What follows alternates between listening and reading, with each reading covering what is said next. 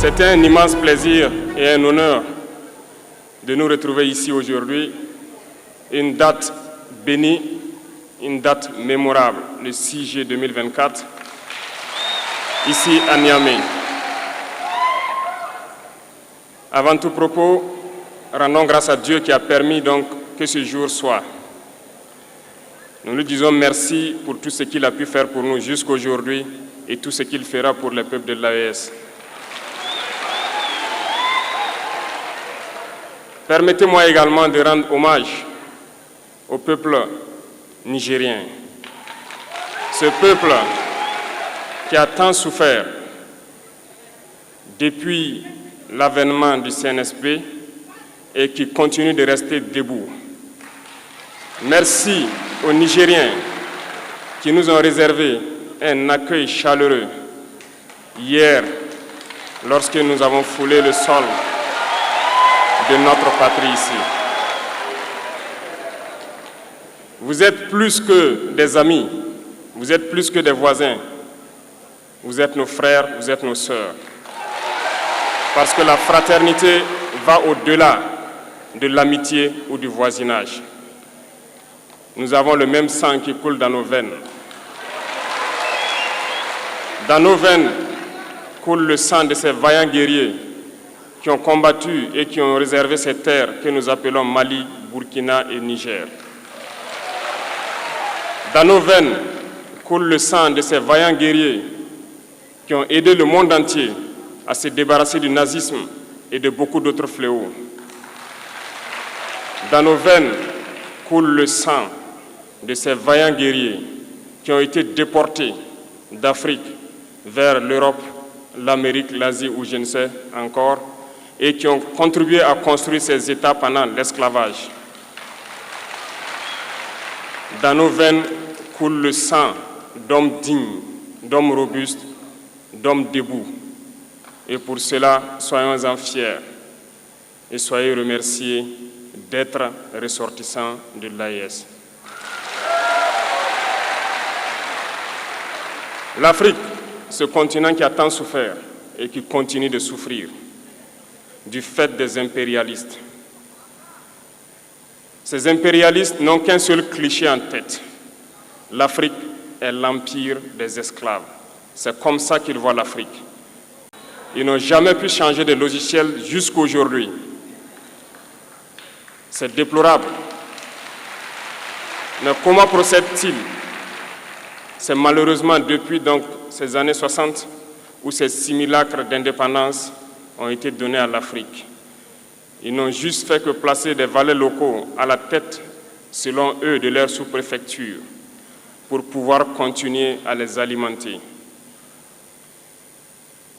Ces valets locaux que nous allons qualifier aujourd'hui d'esclaves de salon n'ont d'autre repère que de chercher à vivre comme le maître, à satisfaire le maître et à faire tout ce que le maître lui dicte. Ils volent, ils pillent nos États, amènent tout chez le maître et leur richesse est conservée chez le maître. Ils font tout pour vivre comme le maître et toujours le satisfaire.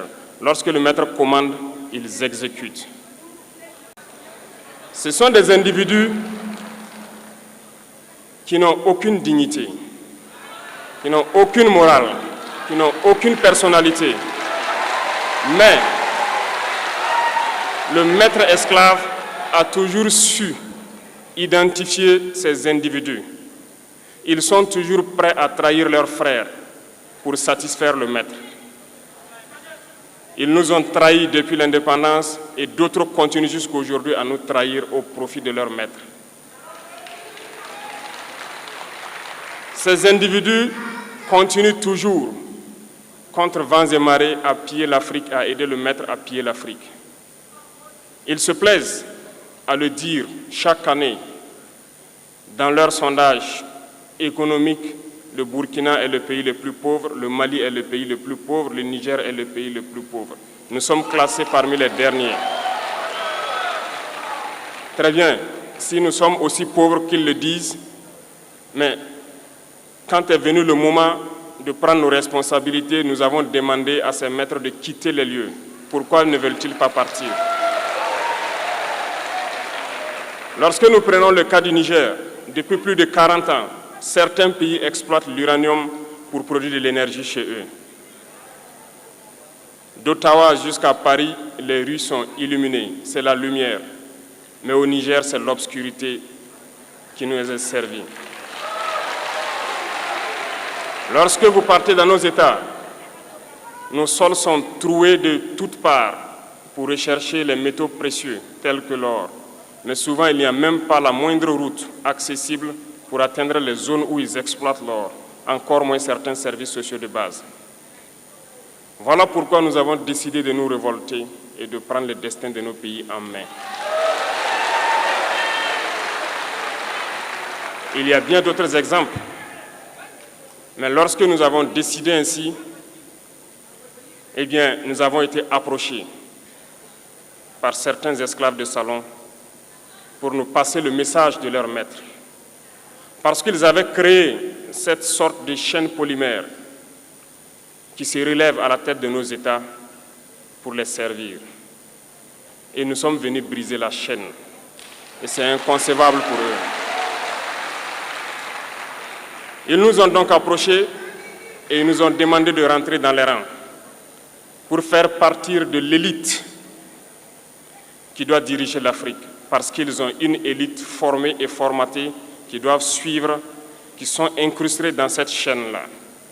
Nous avons refusé de rentrer dans leur rang. Et dès lors, les hostilités ont commencé. Et ils ont fait fourvoyer dans nos zones plusieurs mercenaires, des formateurs. Les agents sont descendus dans le Sahel pour espérer mener des attaques barbares, lâches contre nos populations, espérer les révolter. En plus de ces attaques sur le terrain, les attaques communicationnelles, la manipulation, la désinformation battent son plein dans leur rang. Mais les peuples du Sahel ont compris et plus jamais on ne pourra les manipuler. Ils savent d'où ils viennent, ils savent ce qu'ils font et ils savent où ils partent.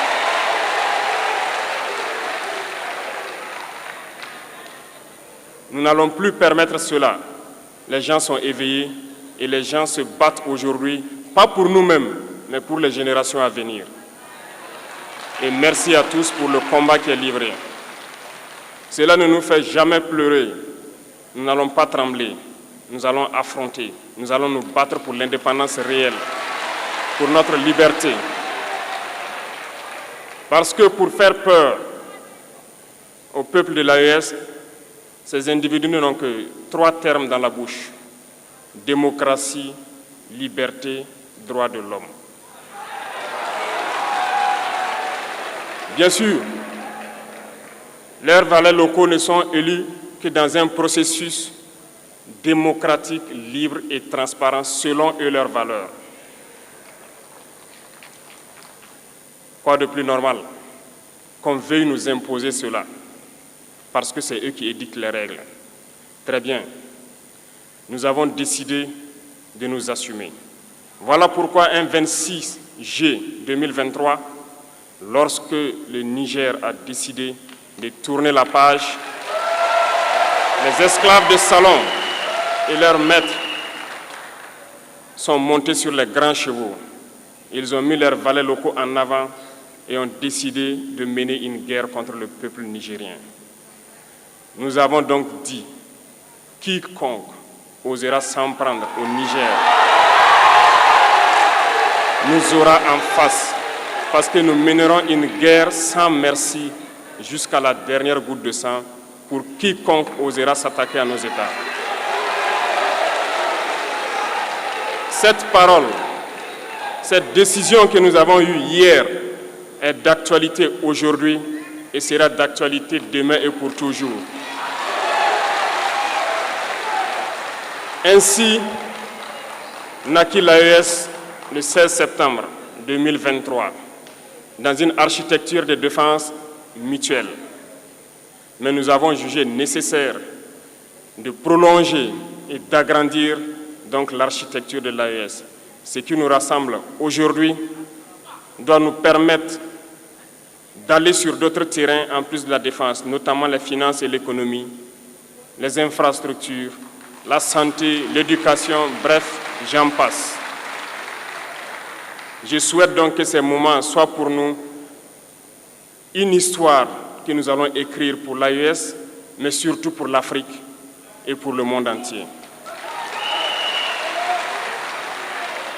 Que Dieu illumine tout un chacun de nous, que Dieu nous inspire dans ces tâches qui nous sont confiées, et surtout que lorsque nous faisons tous nos travaux, que nous ayons en tête une seule chose, l'intérêt suprême de nos populations.